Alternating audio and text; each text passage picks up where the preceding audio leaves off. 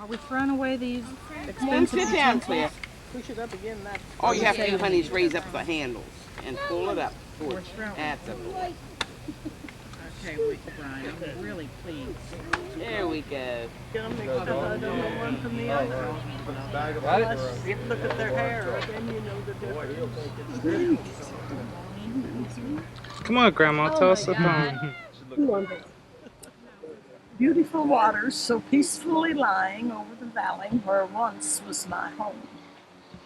Lovely white sailboats like Birdie? butterflies gliding over the meadows where sweet grass was my home. Ripple and roam, ripple and roam. Beautiful waters now cover my home. Oft in sweet memories I'm back in the valley, raking the hay dear old daddy had mown. Motors now hum where the hay wagons rumble, bringing back memories of childhood and home. Oh, I haven't recited that thing for so long, I really forgot all about it. It just come to Well, keep it in your mind. Birdie will want to hear. Some more of it, I think. She's Oh, thinking. it's three just or four more. verses. Mother and Daddy have long left the valley. Over its meadows no more will they trod. Like the old homestead, they rest from their labors, one neath the waters, the other the sod. Uh, Ripple and roam, ripple and roam. Beautiful waters now cover my home.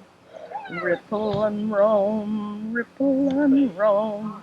Over my childhood sweet home.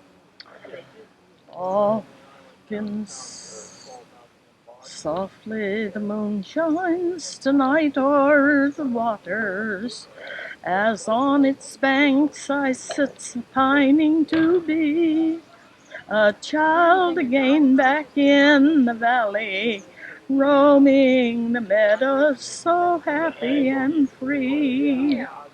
Over my home they ripple and roam. Beautiful waters now cover my home. Ripple and roam, ripple and roam. Over my childhood sweet home. I've had a couple more verses, but I can't think of them. This one time I got lost. She was just a young girl. Tell them about the cows and not having any fences or anything. Well, Yeah, the cows, see, were open pasture here. Herman roam. Steiding's farm is right over here. You'd walk out here and you could see their farm right over there. So this was my father's farm. All this ground here you see covered with this water was my daddy's farm. And I went up to, and Steiding's farm was over here, joined my father's. And I went over to see the girls. So I wanted to get back before dark, and I started back. It was just getting dark, just getting dusk when I left. Now, you were on your horse, right? No, honey, you were walking then this time. And anyway, my brother lived over in that section. Him and his wife, they just got married, and they lived over there. He'd built him a house over there. Anyway, I started for home, and it had just started to get dark when I left Steiding's. Anyway, I stopped at the barn, and I talked, I guess, a little longer than I thought I was talking. And anyhow, before I was even out of sight of that barn, it got dark. And I mean, it was black dark. And I thought, well, good land, I've been over this, down here hundreds of times. I ought to go down home with my eyes shut. But I couldn't. I got lost. And anyhow, I strayed away over this way instead of coming through here and going straight out here. See, my dad lived here. I strayed away over this way. And it was black as dungeon. And anyhow, I began to holler, lost, lost. And I hollered, lost, lost. And my brother heard me. And I seen him coming with this light. And here he answered me too. I said, Levi, I'm lost. He said, you sure are lost. And he came at the light. But you know, I was so lost that I thought he wasn't going right. I thought he was going different the direction. wrong way. And he took me clear home, and I was lost when I got home. I didn't think I was even in the right place or nothing. Now tell them about the Boy, time now I'll tell you, when you get like that, you're really lost. Now tell them about the time you was riding your horse after the cattle, and you saw all these little lights in the Yeah. all the little lights coming up out of the ground. Oh my, no, that was Phosphorus. no. Oh, well, that was right here. Yeah, right here in the valley someplace. Yeah. We left our cattle run out on Free range. everywhere, just run everywhere. You know, You open didn't range. have to fence again your cattle. You just turned them loose and left them go, and they went on everybody. Till there was a law passed that you had to fence against your own cattle. You know, you had to pen them up and fence against your own cattle, and if they got out and got into somebody else's crops, you had to pay for it too. And that was a good law. Anyhow, I went for the what was the For your cattle. You was on your horse. I was Took your on the, I horse. went to took the horse, and I was riding the horse. And anyhow, I went across the you go out here, and there's a place, there's a road over here somewhere, Over in there. and it's called the Chatterton or no what would it be? it's I forget what they call that Well. old road. But anyhow, it went that way, and it's a mile from this road. Oh, that would be the one. It goes to Friends down to Therville Oh, and down yeah. in there. I thought you were being. So anyway, I'd hunt all around for daggone cows and couldn't find them, because you just left them go, and you'd go looking this way, and maybe the darn cows would be that way. So anyhow, I heard him way up in here somewhere, and I was way down here at this bridge. And I sent my dog.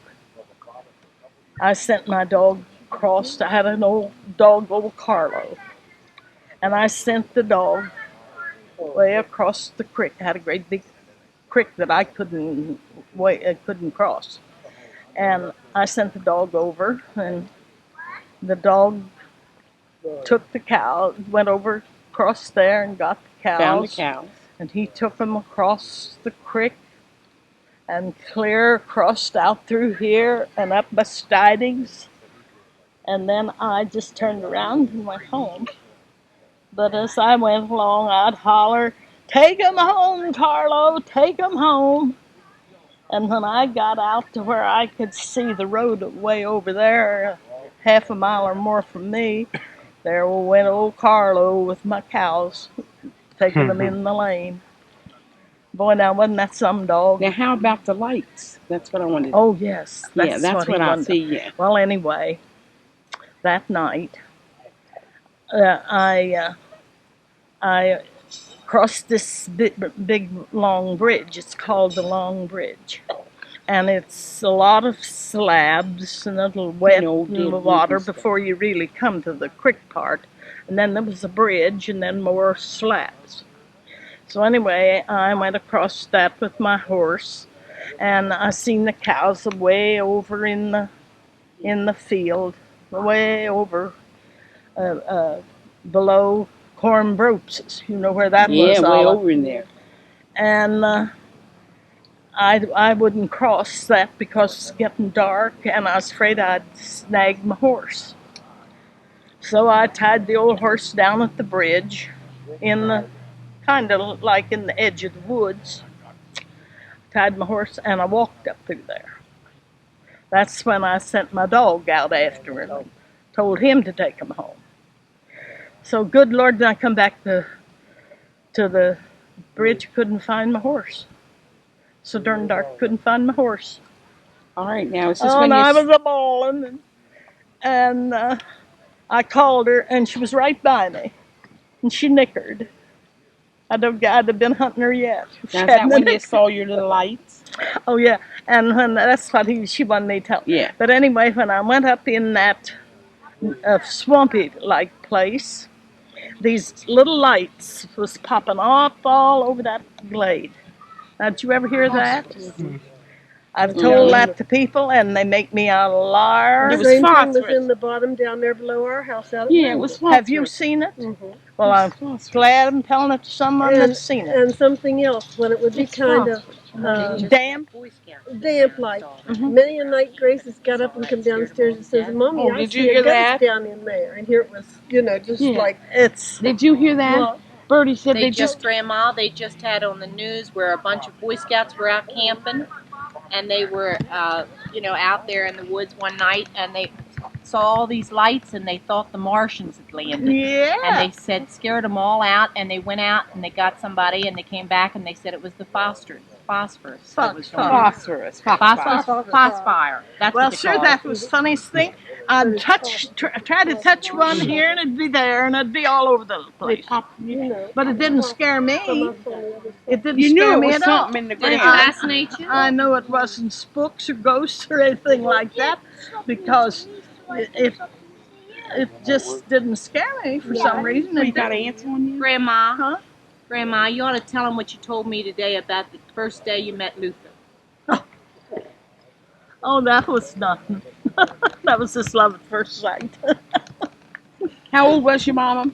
12 years about old. 12 or 13, 12 or 11, I guess. And what did Daddy say to you? Hello, Cindy.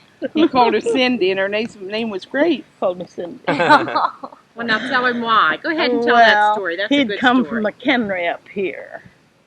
And we went to a little schoolhouse, and they called it Stiding Schoolhouse. That was right Just up a here. one-room schoolhouse, country school. And so I went to school this morning, and when I went in, this kid was sitting on the My dad. back seat up on the New cool kid the in back town. of the seat. So I went in with his feet out now. And I had to open the door, walked right in, facing him, And I looked at him about like this, and he said, "Hello, Cindy." And she said I she thought said, he was that "Hello." smart brat. But my name's not Cindy. So I went on up and I said to somebody, I said, "Who's that smart kid back there calling me Cindy?" So after, then they told me that it was Grove's boy, that they had moved from McHenry up here, and they was going to come to school. So after we got to talking, he hunted me out and told me, he said, "You know why I called you Cindy?" And I said, "No, but I'd like to know why." And he said, "Well, you just look like Cindy Glotfelty from McHenry." And she was a golfer. And I said, "Well, I guess there was a reason for that, because I was a Glotfelty." He said, "Well, you sure look like Cindy." So that was our first meeting. My husband. All right, Mama. Now, if you can and feel like it, recite him the mustard plaster. What? My lanes are making a fool out of Oh, me. no, we're not. This is the kids' heritage, and I know they enjoy it. They like to hear Yeah, that. I wanna hear Yeah. They want to hear it. They love it. Billy's getting it all. Okay. When my good man is sick and hopes to escape disaster, is by having on him quick a red-hot mustard plaster. Law's sakes, I mind it well. What happened from this notion? 'Twas in a great hotel off somewhere by the ocean. When in the dead of night, John's groans did abolic, awakening me with fright, and I knew he had the colic. "Quick, Jane, before I die, get me a mustard plaster." Oh, to the kitchen fly, oh, fly to save your Lord and Master. Well, I'll never know how I found that kitchen, but somehow in returning, the rooms seemed turned around and scarce a light seemed burning. I went grouping past door after door wherein the guests were lying, frantically searching for the one where poor John may be dying. At last I found that room where John the scamp lay snoring. Beside him in the gloom I crept along the flooring. The plaster, how it burned, determined not to waste it. The covers down I turned and on his stomach placed it. Thieves, murder, came his cry. I stood there quite dumbfounded. All through that great hotel his frightful shrieks resounded. The guests, all wild with fright, into the room that came rushing, while I, too stunned for flight, tried hard to hide my blushing. But when the lights came on, oh, horrid how I ran, for it wasn't John I burned, it was another man. Wasn't that a shocking Oh, dear me. There was these eyeballs. Yeah. I He know never about that. sees. He never sees you. He don't ask you. What was that Oh, about? my Landry. Yeah. Tell her what it was about, all. Little orphanage. If they're Blue, not all sick of it. a ghost story after this. He wants He to wants you the want ghost the story ghost after this one, story. Grandma. Okay, well, after this, Then you can tell Sean she told you the ghost let's story see, what too. was that? The carving the turk. Father carving the turk. Oh, Ma always done the carving in the old days on the farm. When roasted birds at meals occurred, she'd slice 'em to a charm. But last Thanksgiving, Father said, when Ma was carving ducks, her cooking, though, was passable, but she couldn't carve for shucks. Again, Dad said he noticed when a chicken came on deck, although the rest got legs or breast, he always got the necks. Henceforth, he'd yield the knife himself.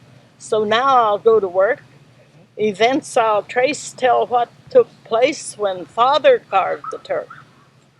Well, Christmas mighty soon rolled round, and Dick and me and Sue played a little trick on Dad, and Mom was in it too. We had a gobbler on the farm. I oft heard Dad remark he'd pledge his word that very bird came out of Noah's Ark. Well, we chloroformed the gobbler, and though we tried and tried, no axe or gun, we tried each one, could penetrate his hide. When in the oven Birdie went, Ma whispered with a smirk, there'll be some fun for everyone when Father carves the turk. Well, let's see.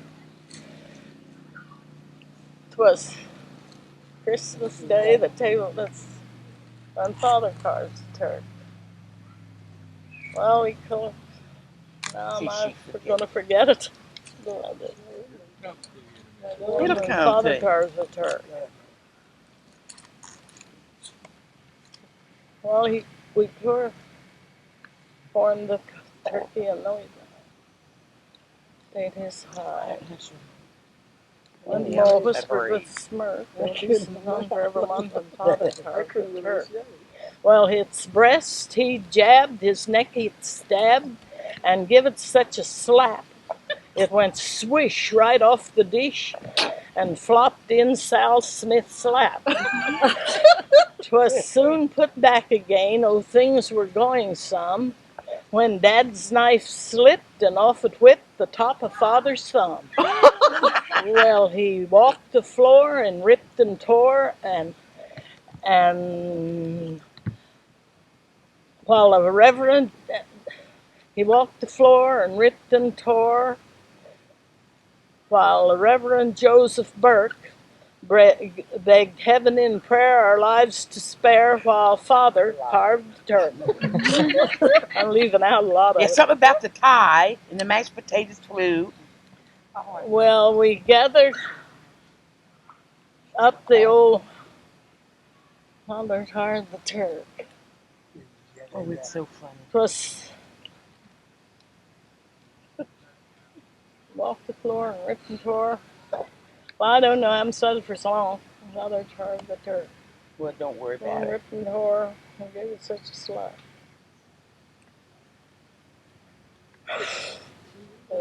Crazy, but I don't know. Gathered up the old man's. We bandaged up the old man's thumb, and now sad to relate, on the table father knelt and chased that turkey round the plate. One knee was in the gobbler's breast, the other in the pie, and gravy flew on me and Sue and hit the ceiling high. Well, we ducked beneath the table. 'Twas the safest place to go. And while Dad wrestled up on deck, we said a prayer below. Then came a crash, an awful smash. In my brain long 'twill lurk that deafening roar when on the floor came Father and the Turk. We scrambled out and picked him up. You should have seen him prance. The carving knife stuck in his shoe and the fork stuck in his pants. His face was full of grease, his beard and whiskers full of pie, and before he could see, Ma dug mashed potatoes from his eye. Then old Doc Jock patched Father up, said it was very plain. He had turkeyitis of the pants and gravy on the brain. Another turkey was brought in, and each one went to work. And eat you bet, but don't forget 'twas Mother carved the turkey. I left out half of it. Oh, that was so funny. The first time she ever said that, I thought I'd broke. Well, I don't know where that thing ever got to. I haven't. Oh, it's there in one of your recited books in years. someplace. That's good. That learned at school. No, she always liked poetry, and she could I read it and always liked remember. poetry. I think And they used to. poetry comes easy for me. They She used loved to have a lot of poetry. poetry in all. But the if it was readers, something too. that was sensible that I should have learned that had been educational, I wouldn't learn it. Did they do a lot of poetry in school when you were Yes, kids? we had entertainments and things, and I usually had. Now, Grandma, something. he wants you to recite this ghost story. Oh, where is the ghost? Right? To wash the cups and saucers and brush the crumbs away, and shoo the chickens off the porch and brush the hearth and sweep, and mend the fire and bake the bread and earn her board and keep all us other children. And after the supper work is done, we sits around the kitchen fire and has the mostest fun, a-listening to the witch tales that Annie tells about, and the goblins that get you when you don't watch out. Now, once there was a little girl, she'd always laugh and grin and make fun of everyone and all her kith and kin. And once when there was company and old folks was there, her mocked them and shocked them and said her didn't care. But just as she kicked up her heels and turned to run and hide, there was two great big black things a-standing by her side, and they snatched her through the ceiling, for she knowed what she is about. Them goblins will get you too if you don't watch out. And once there was a little boy, he wouldn't say him prayers. And when he went to bed at night away upstairs, his daddy heard him holler and his mammy heard him bawl. And when they turned them Travers down, he wasn't there at all. They seeked him in the rafter room, in cubby hole and press. They seeked him up the chimney flue and everywhere, I guess. But all they ever found of him was his pants and roundabout. And them goblins will get you too if you don't watch out. And little orphan Annie says, when the blazes blue, and the lamp wick sputters, and the wind goes boom, and you hear the crickets quit, quit, quit, and the moon is gray, and the lightning bugs do are all quenched away.